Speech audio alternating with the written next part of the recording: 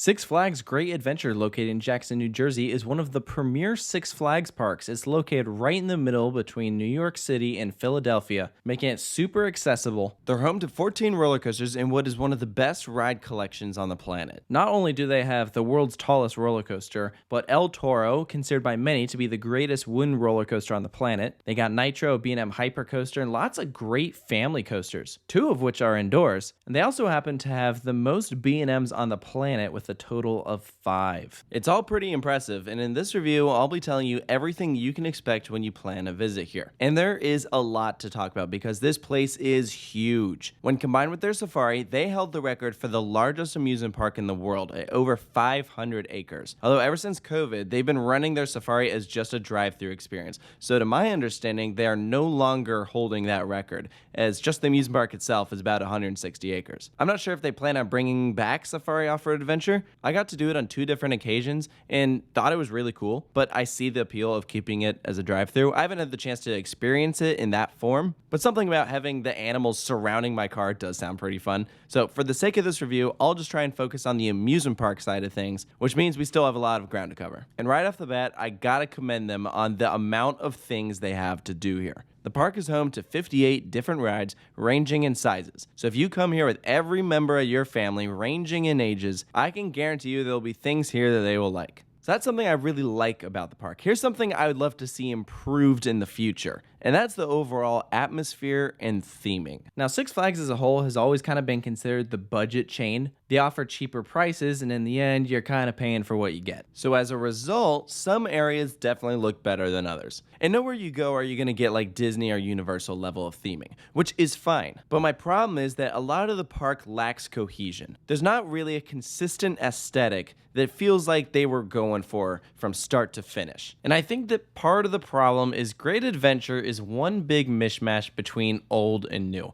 modern and outdated. While many sections have received love and attention over the past few years, other parts look stuck in the 90s. I want to highlight the Boardwalk section in particular. I'd really love to see that area get a makeover. Right near it is this candy-themed carousel and a cafe that together doesn't really mesh well with the rest of the park. It feels like it belongs in Candyland or something, which maybe that's part of the charm or what they're going for back in the day when those were installed. But personally, I don't think it works anymore. There was an attempt made at a theme by El Toro called Plaza del Carnival, and it's not super elaborate or anything. It's pretty much just some light theming on the buildings. Not a whole lot to it. But frankly, I think part of the problem there is that there isn't a lot to do in that area to begin with. Basically, it's just El Toro and Macho Nacho. There used to be a Larson loop back there, and before that, Rollin' Thunder. So hopefully we see another new addition in here at some point to help liven that area up a bit more. And while we're talking about Plaza del Carnival and El Toro, I hope you guys have been enjoying some of this drone footage that we're showcasing. I want to thank Great Adventure for giving me the opportunity to gather some of those aerial shots last time I visited. I've been flying commercially at parks for well over a year now, and I'm thrilled with the results. That's why I recommend Skillshare and want to thank them for sponsoring this video. With Skillshare, you can learn anything from basic concepts to more complex ideas for whatever you're looking to improve in. I took a couple classes about aerial videography and found a bunch of options for people who are just starting out, like this class right here from Wild Rabbit Productions that shows you specific shooting examples on site. And there's also a ton of options for people who are just looking at getting better. This is also a good place if you're working towards your Part 107 license for unmanned aerial systems. But just remember, never fly at theme parks without permission from the parks first. When you sign up for Skillshare, you're investing in yourself and your personal growth because there are thousands of online classes here. And the first 1,000 of my viewers to sign up using the link or code in the description will receive 1 month free, so you can start exploring your creativity today.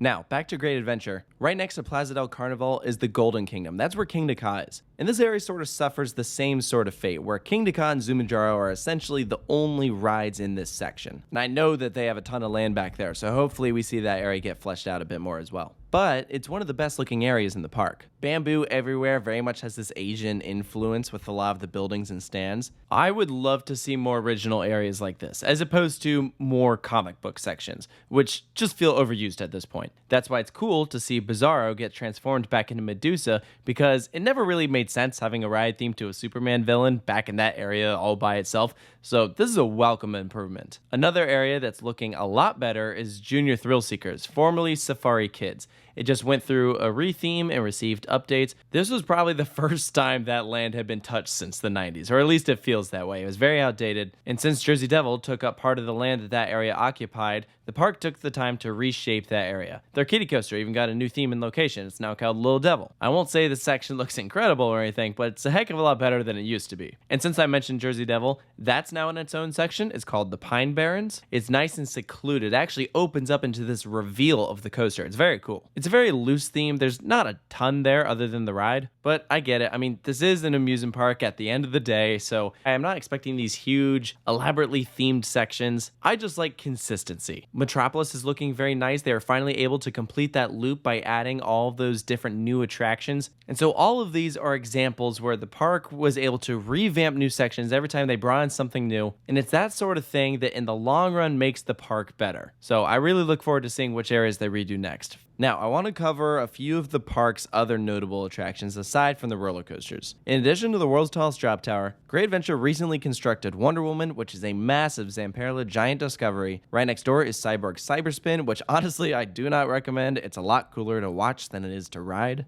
Across the Midway is Justice League. There are several clones of this at other Six Flags parks, but this is their main dark ride. Really fun shooting attraction when everything works properly. And Great Adventure still also has a sky ride that you can take from one end of the park to the other, which Great Adventure is very wide, so that's very helpful. And these things are a dying breed, so I love that they kept this around. Houdini's Great Escape is a Vekoma Madhouse. Those are very rare to see nowadays, so I love that. They have a classic log flume, and they got a Ferris wheel and Sky Screamer, which both give great views from up at the top. Something else that the families will love is the animals. So I talked about Safari Off-Road Adventure. You can find some animals in the park. Now, I wish that they would do a little bit more with this. The main place you'll see animals is there's this pathway between the Golden Kingdom to Plaza del Carnival where they got some cheetahs. I've seen lions there in the past. Sea lions. And I think it's great that they have this. I know that they've had budget cuts in the past, and so that's kind of led to them changing things. I've seen some times where that pathway isn't even open, which is a shame because that's a really critical path. So you don't have to go all the way around. It means accessing that section of the park is really easy if it's open. So that brings us to the layout and the dead end issue. I don't know why, but it seems like most of the roller coasters here have been built on the outside edges of the park with all the pathways leading up to them. So once you've ridden, you have to turn around and head back. For the most part, these aren't continuous walkways, which means you are doing a lot of double backing. I wish there were more coasters in the park instead of outside the park, if you know what I mean. But unfortunately, at this point, it's probably too late. All the prime real estate for new attractions is going to be on the outside, but oh well. If I had to pick one must-add roller coaster for future editions, personally, I would choose a multi-launch of some sorts. Right now, their only launch coaster is the fastest coaster in America, so I think something like a Premier with a much tamer but still thrilling launch would really perform well here and only round out their collection even more. Now, I do have another con with this park, and that's a specific policy that I'm not a huge fan of, mainly because it can really have an impact on your day, and that's with how strict their loose article policy is. And when I say strict, I mean like nothing in your pockets at all,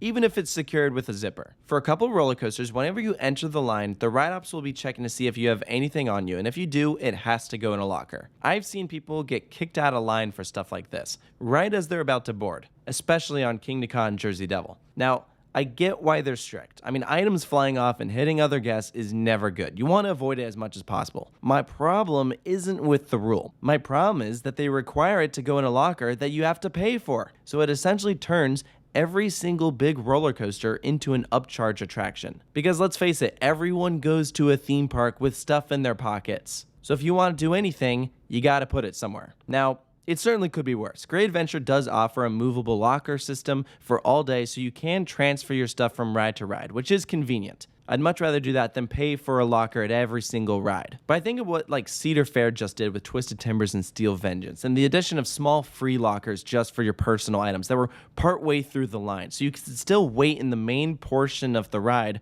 with your items. And I think it's super smart. The way that Great Adventure does it can really impact your day. Recently, a friend of ours was visiting for his first time, and he got separated from us, and he wanted to go ride Jersey Devil. He got turned away from the line because he had his phone in a zippered pocket, but he couldn't go put it in a locker because his wallet was still in our backpack. So he couldn't buy a locker to go put his phone away, and he was by himself. So it forced him not to ride Jersey Devil. And I think it's instances like that that really bother me. I wish there was a better solution. There also seems to be some levels of inconsistency, because you have that policy that is being enforced to a T on some rides, but then you go over to like Nitro, and you can leave whatever you want on the side of the platform. Bags, phones, drink cups, whatever. They don't even have bins to keep everything in, but from what I've seen, the staff have no problem with items just being dropped off to the side. I feel like that's not how it's supposed to be, but the reality is that's how it is. Now let's talk about something good. I've always been pretty impressed with the operations here at Great Adventure. I don't think I have ever seen them run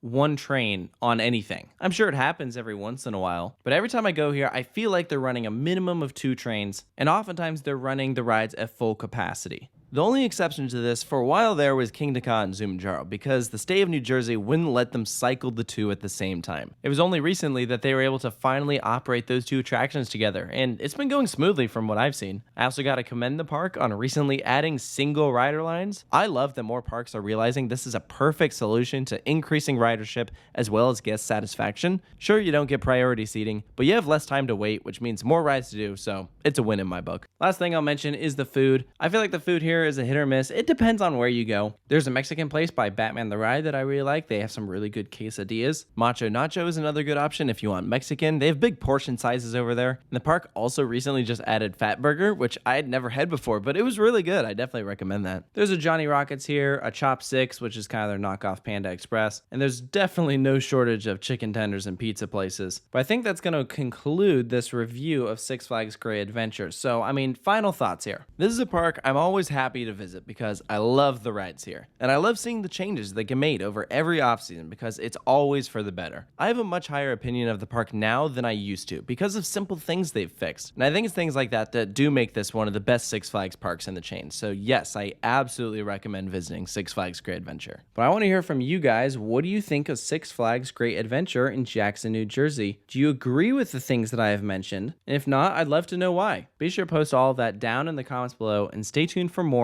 here at Coaster Studios, and I'll see you next time.